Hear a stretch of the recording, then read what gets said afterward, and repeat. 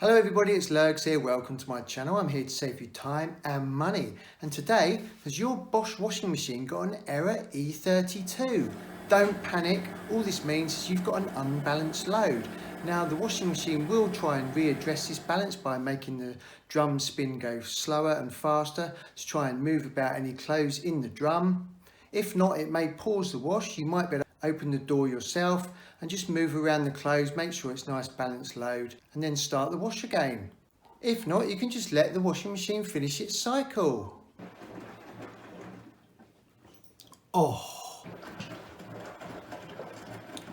Check out the other videos on the screen now if you've got issues or problems with your washing machine. There's also a playlist here which is lots of different how-to guides and fixes on various makes and models of washing machines.